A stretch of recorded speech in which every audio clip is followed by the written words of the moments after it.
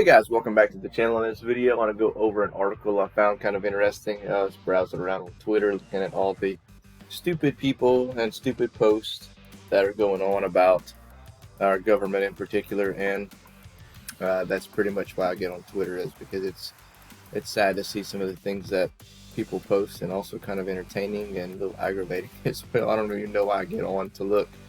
But that's really why I do it, because I'm on there for about 5 minutes browsing around for actually articles that are beneficial, and it's not often that I do get one that pique my mind.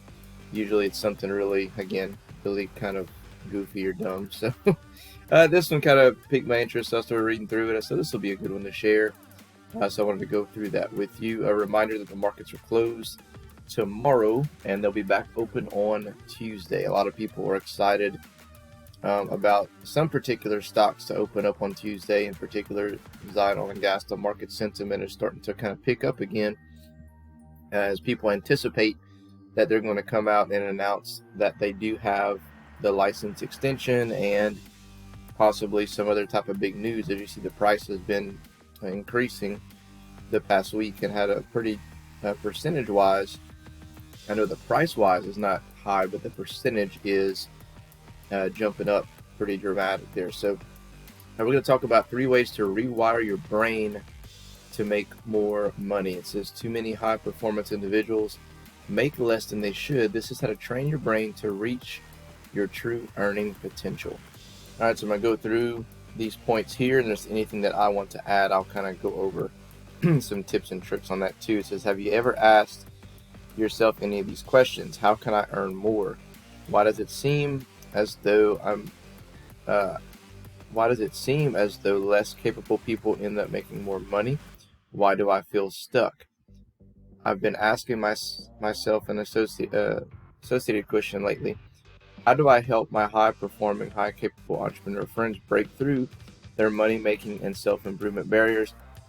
It simply amazes me how often I see creative and hardworking people or friends struggle to generate the kind of income they are deserving of. So I tasked myself to help and came up with actionable pieces of advice that not only identify problems but also offer ways onward and upward. Fortunately, I've got a good friend who specializes in addressing these type of issues. Dr. Alok Trivedi has spent the last 27 years of his professional life studying the deep connections between human minds, wiring, and personal performance. He's identified no fewer than 92 scientifically backed techniques to help quite literally rewire the brain to become the best version of yourself. Here are a few I consider particularly pivotal in addressing the divide between abilities and success. Number 1, go to the source of your money-making problems. You have likely heard a villain origin story, that trajectory-defined point in the life of a wrongdoer that put them on that path. Well, those of who struggle with making money often have a negative story of their own. The doctor explains most individuals' brains have default wiring that needs to be overcome to find greater success. This typically comes from something earlier in their lives, or a pattern that created that ultimately becomes our behavior. Sometimes this default wiring has created fear, paranoia, anxiety, or chaos. Perhaps it was a divorce, maybe it was a bankruptcy, or the way we were raised. Whatever the case, this was a result in an emotion, typically one of resentment, which plays out as our primary expression towards money. Because of this resentment, we'll push away deals, opportunities, or work, thus creating a money-making barrier. The doctor then adds that the best way to know if you have such a default wiring is to analyze your feelings and circumstances. Do you feel stuck? Have you hit an income plateau? Do you fear for the future? These are all dynamics that need to be taken seriously, and once they are recognized, it's vital to search for a related past experience. Typically, you can identify these on your own, though it may be wise to seek professional assistance. I'm going to touch on this a little bit because that's a very, very good point. For me specifically, at one point, in my life, every bit of money that I came across, I would be extremely, extremely cautious about taking it and putting it anywhere because literally of something that that had happened to me too, as far as business ventures. I'd kind of put myself in several different business opportunities, years ago, and a couple of them were, decently successful. There was some that just kind of the well ran dry, and but there's at one point in time before actually going through those where things were extremely tight, and I didn't have a whole lot of money left at the end of the month to do anything. I mean, it was just basically pinching pennies just to get by and just have enough to be broke, to where when I actually started kind of getting consistent with some of my business ventures and my job, and I was making more money, and something would come up, some type of opportunity, or really anything of where you have the money to go and maybe invest it into something, or you have money to buy something and maybe reward yourself a little bit for all your hard work.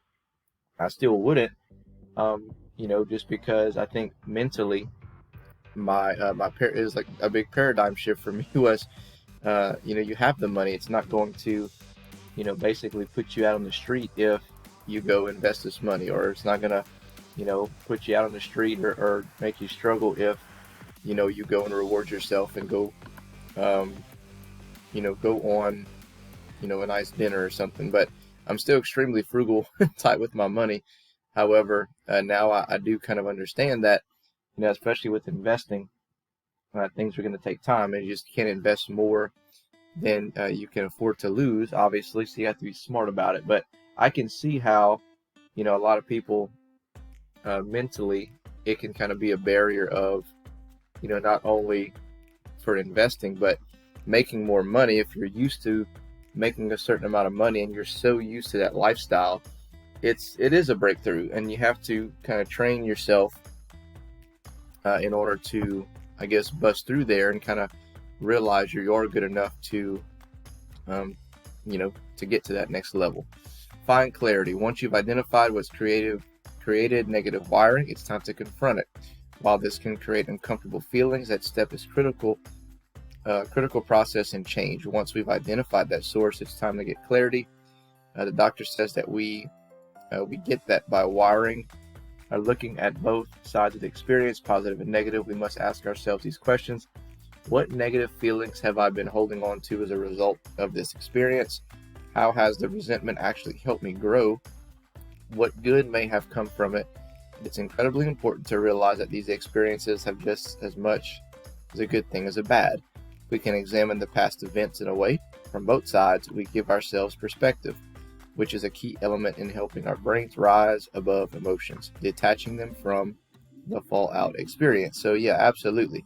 For me, when, that point where, things were extremely tight and fell into a pretty big hole financially, it was scary. And, and before you can move on and confront that and kind of get your stuff together, you have to look back and think, kind of look at yourself in the mirror and realize that it was your fault. You're the one who did that. You're the one who put yourself in that situation.